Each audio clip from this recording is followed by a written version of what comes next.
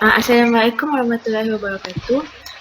We are from Group 1 and this is our second online meeting. We will continue our discussion with each of our member group present about part of divisions. For me, my part of division is structural and structural for hospital building. Okay. To build a hospital,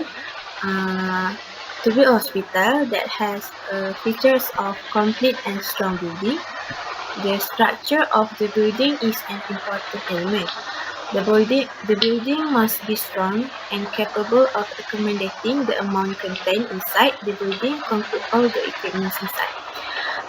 Also, there are some structural aspects that need to be looked for, such as the roof and roof membrane, elevator shaft, footings, foundations, structural portions of load-bearing walls, structural floors and subfloors, structural columns and beams, curtain walls, and thermal moisture system of the building. These are some structural that need to be looked for a building, and for the further explanation, I will explain in the video presentation. Also, the important part, the hospital building needs to be big and have many floors in order to reduce land use. Because now land area is the highest of all, and also a large parking lot should be neat and available for a hospital nowadays. And also to save land use, we can build the underground parking lot for the visitors and staff. Okay, and I will pass to Shaheera. Okay, thank you, Aida. So my part of civil engineering division will be transportation. First of all, I would like to explain more about transportation. So transportation involved in planning, design, operation, and maintenance of safe and efficient transportation system. In my opinion, transportation plays an important aspect on building a hospital. As we all know, that hospital opens up every 24/7, day and night. So there will be a lot of patients, visitors, and staffs that will be in the same specific hospital. In this case, hospital building in the aspect of transportation will be very crucial because there will be in and out patients, visitors, and also staffs. So as we all know, hospital also have their own ambulance services. And as I mentioned just now, there are many patients and visitors will be in and out of the hospital. So for my concern is that if both of the visitors' vehicles and also the ambulance drove in the same roadway, there will be higher chances that the roadway will have a massive traffic jam and will result to the cause of ambulance not arriving to the destination earlier. So my plan is that we can separate and give direct access from another roadway to the emergency departments only for the ambulance and also emergency patients.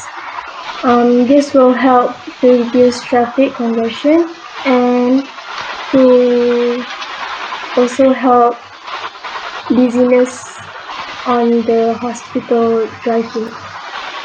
So that is all for me. I will pass to Faiezatul. Okay, thank you, Shaheera.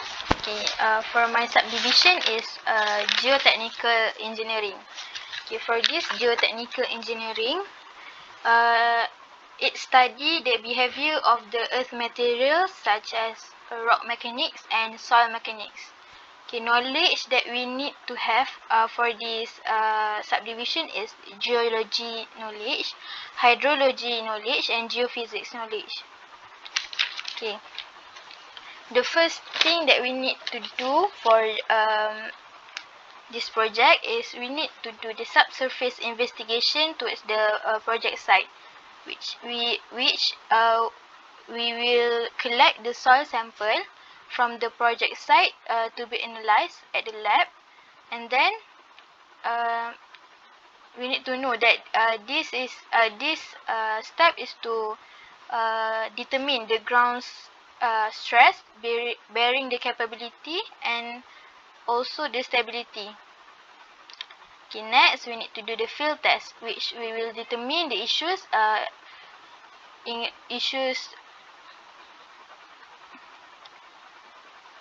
issues that include the erosion, settlement, and the slope. Uh, so we can take the safety solution for the project.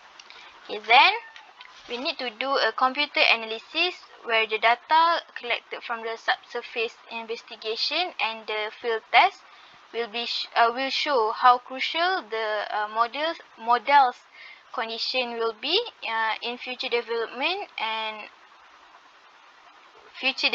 of construction project.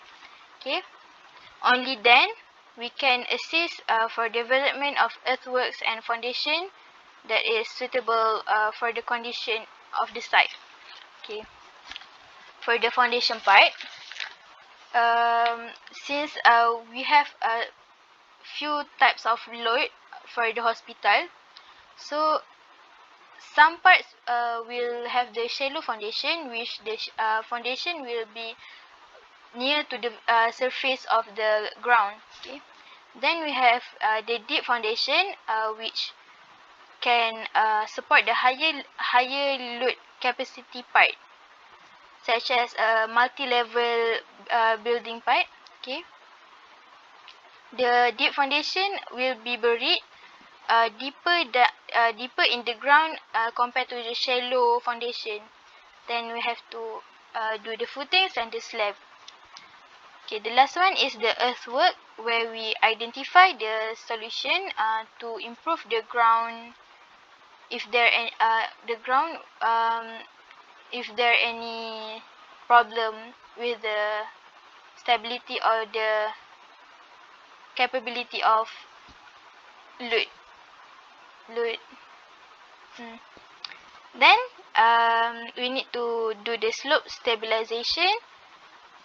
So because any unstable slope will cause future erosion, soil erosion, or anything related to that.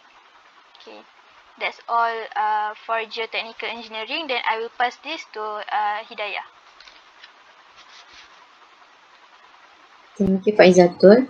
So, my part for division of civil engineering is water resources. Water resources engineering covers a broad spectrum, but it is primarily concerned with the study of selected topics in applied hydrology, hydraulics, applied limnology, water resources system analysis, water resources, environment impact assessment, hydraulic structure, irrigation and drainage.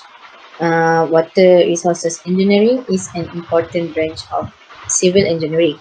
Problems with Problems which currently are considered serious, which only occur in some parts of the world, like overpopulations, the effect of climate change, urbanization, will become more global. All this together will make the quest for the abundant and clean freshwater a critical one in the future. So, hospitals are institutions that require high quantities of water in a certain quality and hygiene without interruption. However, in settlements where water supply is difficult and water quality is low, sufficient quality and quantity of water supply has become an important cost item for hospitals. Besides, there are many macro and micro pollutants in the structure of the hospital wastewater. The negative effect of these pollutants on aquatic and terrestrial ecosystem are quite high. For this reason, today, in the framework of the concept of sustainability, it has become compulsory to the establish and operate integrated water and wastewater management system in hospitals. In this study, the activities facing water consumption in hospital and the units with high water consumption were defined. The amount and quality of water required for these activities and units were determined. The alternative that could be used in obtaining sufficient water were evaluated and strategies for reducing water consumption were put forward. In addition, the characteristics and quantities of wastewater from different units in hospital are summarized. Examples of these wastewater reuse applications are presented, and finally, appropriate treatment alternative that can be used for the treatment of hospital wastewater have been defined. So for management, water management in hospital, water is of crucial importance in hospital in terms of health and hygiene. Hospitals are required a significant amount of water to be used on a daily basis for various different purposes depending on the nature of operations being implemented.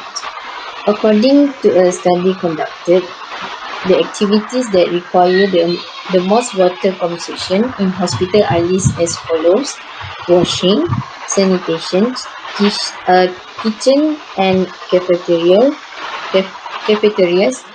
processing, and irrigation. So, um, so that's all from us. Thank you.